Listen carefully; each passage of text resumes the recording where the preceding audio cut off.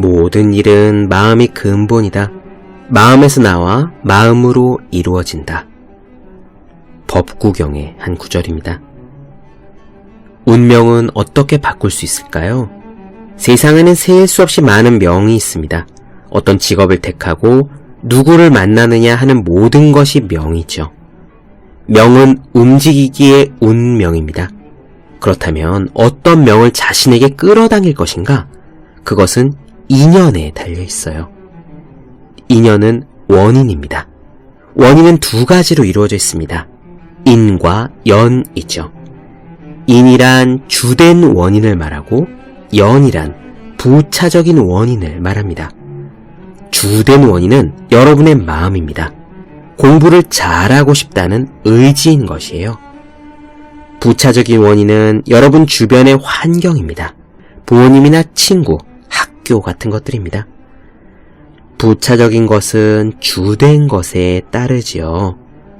연이 있어도 인이 없다면 명은 바꿀 수 없습니다. 의지가 없는 사람에게 다그쳐봤자 소용없는 이치예요. 그러나 당장은 연이 없더라도 인을 가슴에 품고 노력하는 사람은 언젠가는 환경이 바뀌어 연이 닿으면 명을 바꿀 수 있습니다. 그러므로 운명을 바꾸는 것은 결국 마음인 셈입니다. 책상 위에 놓기만 해도 공부하고 싶어지는 365 혼공 캘린더 운명을 바꾸는 법의 한 대목으로 시작합니다.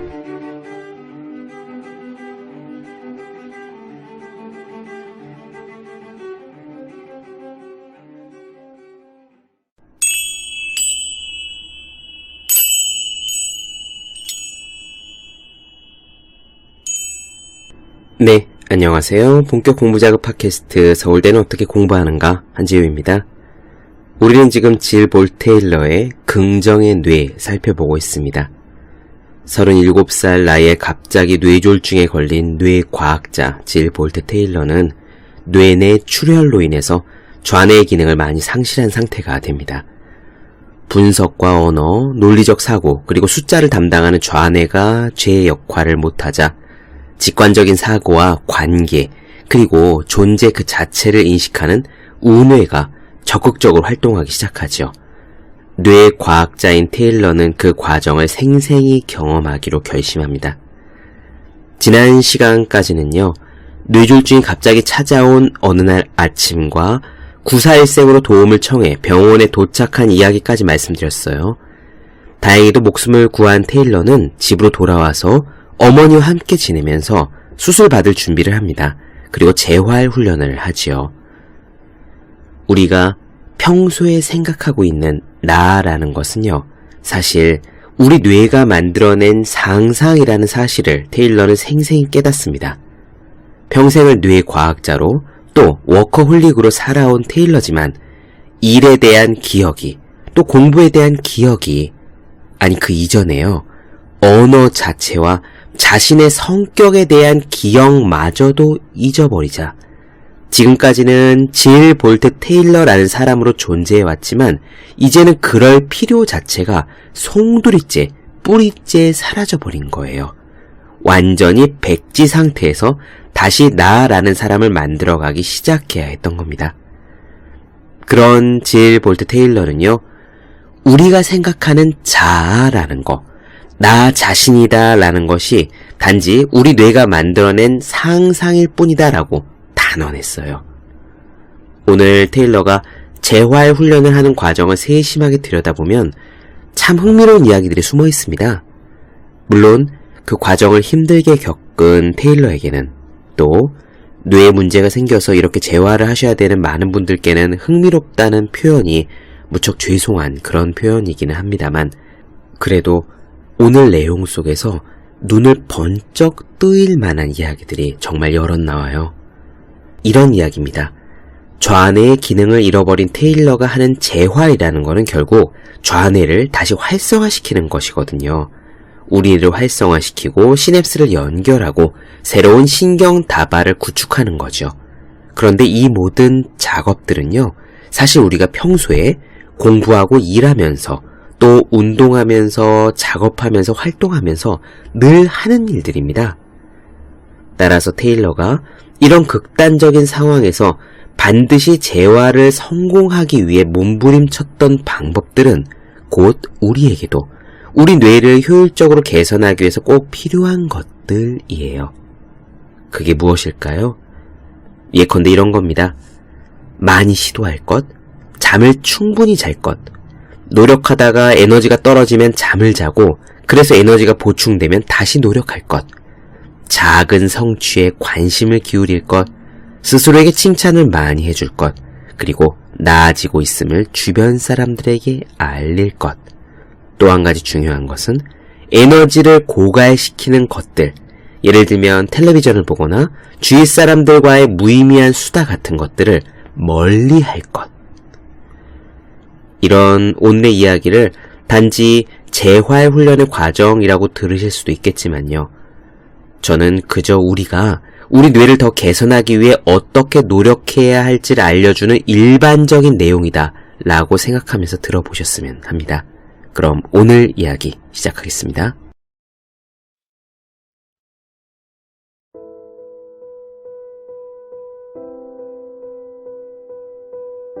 1996년 12월 15일 내가 살던 아파트로 돌아왔다. 여기서 채 2주가 남지 않은 수술에 대비해야 했다. 내가 사는 집은 2층이었기 때문에 엉덩이를 바닥에 붙이고 주저앉아서 계단을 하나씩 올라야 했다. 마지막 계단을 다 오르자 기력이 다 빠져 뇌가 수면을 갈망했다. 아무튼 마침내 집에 돌아온 것이다. 나는 물침대에 털썩 쓰러져서 정신을 잃었다. 어머니가 나를 보살펴줘서 얼마나 다행이었는지 모른다. 나는 다시 유아기로 돌아가 사실상 모든 것을 처음부터 배워야 할 판이었다. 나는 완전히 기본으로 돌아갔다. 걷는 법, 말하는 법, 읽는 법, 쓰는 법, 퍼즐을 맞추는 법을 배웠다. 신체의 회복 과정은 정상적인 발달 단계와 비슷했다. 각각의 단계를 익혀 자연스럽게 다음 단계로 넘어가는 시기였다. 일어나서 앉으려면 먼저 몸을 흔들어서 일으켜 세우는 법을 체계적으로 익혀야 했고, 그런 다음 몸을 앞으로 흔들어 일어서는 법을 배웠다. 이렇게 나는 겨우 첫 발걸음을 뗐고, 그 다음에 어느 정도 안정되게 두 발로 섰고, 그런 후에 혼자서 계단을 올랐다. 가장 중요한 것은 시도하려는 의지였다. 일단 시도해야 했다. 시도한다는 것은 우리 뇌에게 이봐, 이 연결이 중요해, 이 연결을 만들어보고 싶어 라고 말하는 것이다. 수천 번은 시도했는데 아무 성과가 없다가 어느 순간 약간의 성과가 보일 수도 있다. 그러나 시도하지 않았다면 영영 일어날 수 없을 것이다. 어머니는 내게 침대와 욕실 사이를 왔다 갔다 하며 걷는 연습을 시켰다.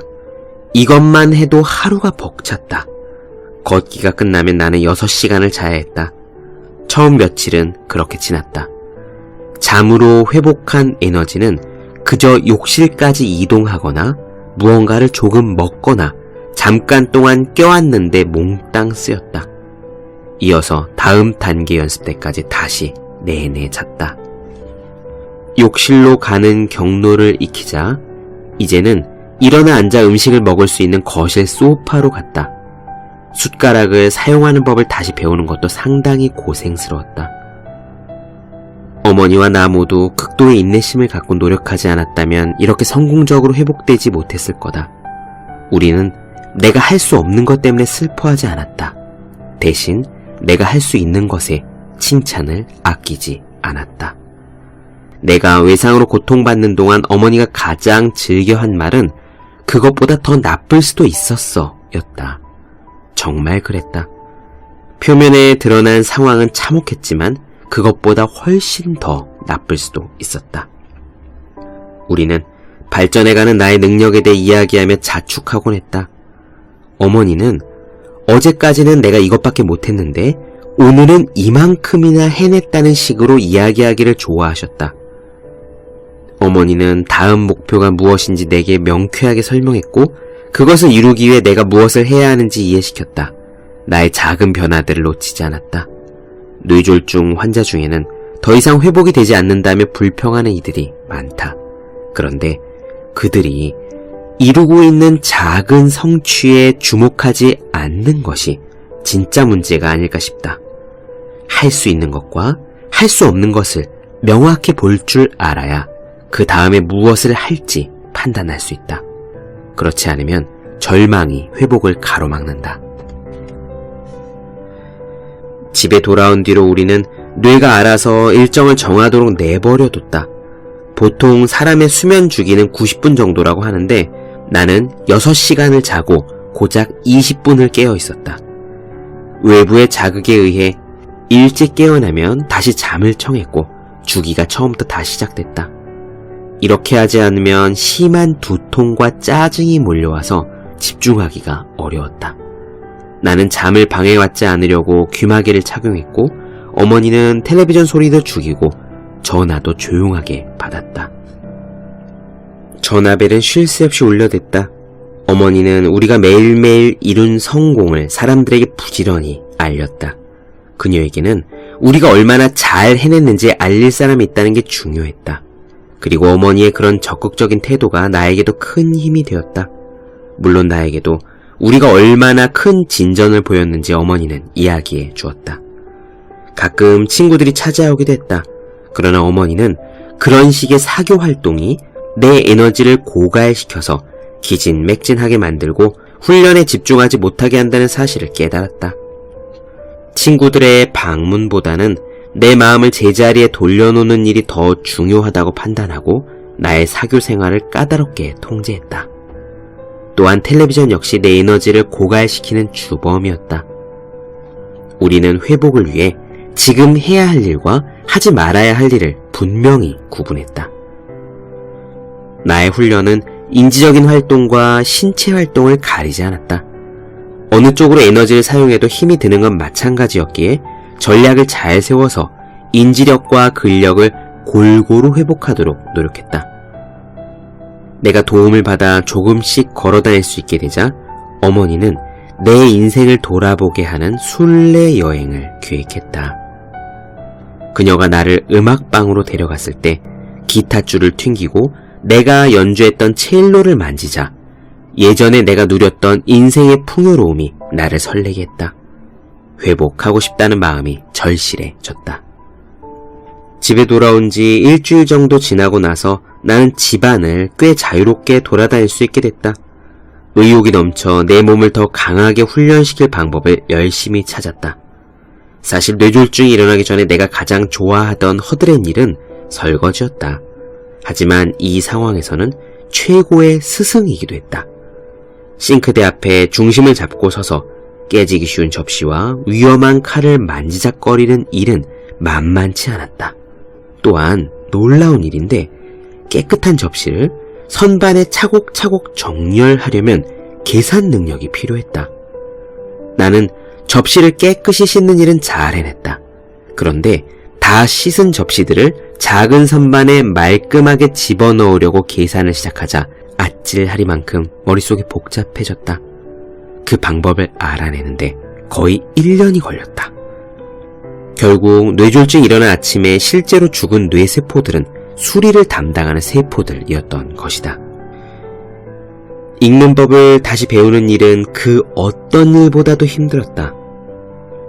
담당 뇌세포가 뇌졸중이 일어났을 때 죽었는지 어땠는지는 모르겠지만 아무리 생각해봐도 내가 예전에 무언가를 읽을 수 있었다는 사실이 전혀 기억나지 않았다. 무언가를 읽는다는 개념 자체가 어려웠다. 너무도 추상적인 개념이라서 어떻게 읽을까 노력하는 것은 고사하고 누군가가 문자를 읽는 행위를 생각해냈다는 것조차도 도저히 믿기지 않았다. 어머니는 어느 날 나에게 소년이 되고 싶었던 강아지라는 그림책을 손에 쥐어주었다. 우리는 나의 능력으로는 최고로 힘든 과제에 매달리기 시작했다. 어머니는 먼저 글씨를 이해하는 법을 가르쳤다. 그런데 나는 이 꼬불꼬불한 그림이 대체 무슨 의미가 있다는 건지 알 수 없었다. 어머니가 대문자 S를 보여주며 이것이 S야 라고 말했던 기억이 난다. 나는 이렇게 대답했다. 아니야 엄마, 그건 그냥 꼬불꼬불 쓴 선이잖아. 그러자 그녀는 이 꼬불꼬불한 글자가 S야 라고 했다. 나는 어머니가 정신이 나갔다고 생각했다. 그건 그냥 꼬불꼬불한 선일 뿐 아무 소리도 나지 않았다. 이렇게 꼬불꼬불한 그림들이 모여 특별한 소리의 조합을 만들어낸다는 것을 나는 오랜 시간이 걸쳐 힘들게 배웠다. 이런 소리의 조합들이 길게 연결되면 의미를 가진 하나의 소리, 즉 단어가 만들어진다. 맙소사, 한번 생각해봐라. 여러분들은 이 책을 읽는 이 순간에도 여러분들의 뇌가 엄청나게 많은 양의 사소한 과제를 수행하기 위해 분주히 돌아다니고 있는 것이다. 나는 계속 훈련을 했다. 좌뇌와 오른손이 담당하는 글을 읽고 펜으로 쓰는 능력은 여전히 참혹한 수준이었다. 하지만 훈련을 계속하자 컴퓨터 앞에 앉아서 생각의 흐름에 따라 간단한 글자를 타이핑하는 것, 즉 양뇌를 쓰는 양손은 가능했다.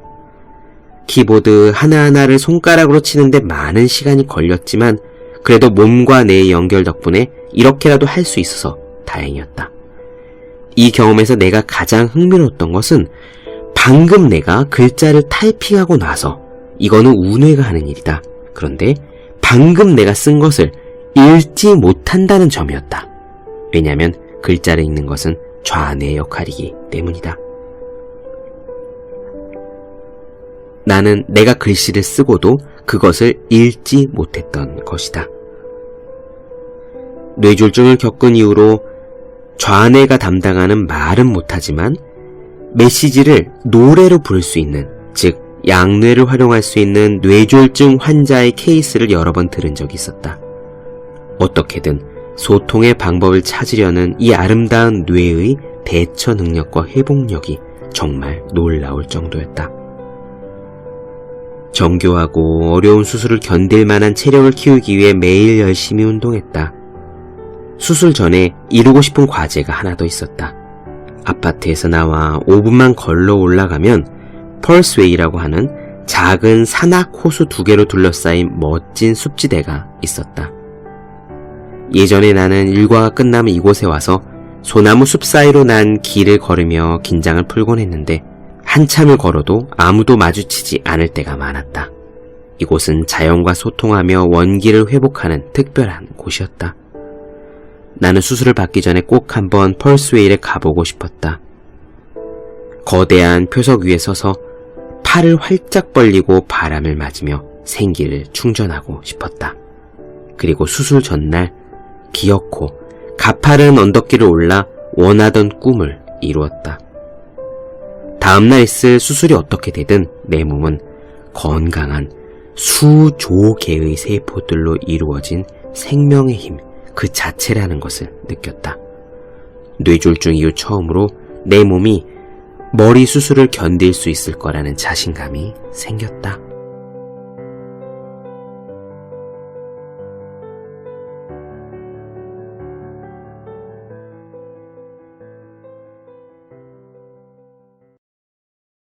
네, 본격 공부작업 팟캐스트 서울대는 어떻게 공부하는가 질볼 테일러의 긍정의 뇌 나눠드렸습니다.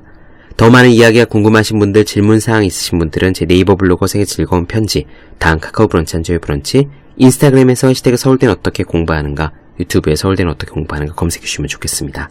또 혼자 공부하는 사람의 필수품, 왜 이런 책이 지금까지 없었을까? 학생, 수험생, 취준생, 직장인 등 공부하는 모든 분들을 위해 혼자 공부하는 방법을 설명한 혼자 하는 공부의 정석, 그리고 책상에 놓기만 해도 공부하고 싶어지는 1일 1 공부자극 캘린더 365 홍콩 캘린더를 아직 읽지 않으셨다면 꼭 읽어보셨으면 합니다. 분명 도움이 되실 거예요. 그럼 오늘은 여기까지 하겠습니다. 다음 시간에 뵐게요. 여러분 모두 열심히 공부하십시오. 저도 열심히 하겠습니다.